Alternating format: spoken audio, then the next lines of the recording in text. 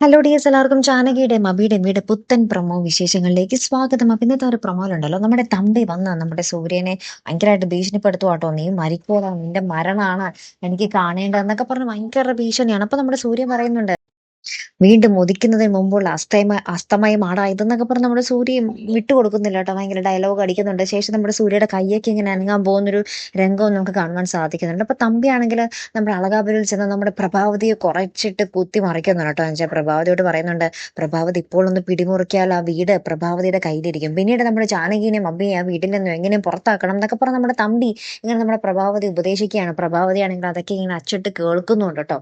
അപ്പൊ ഇത് എന്തായിരിക്കും സംഭവിക്കാൻ പോകുന്നത് അല്ലെ?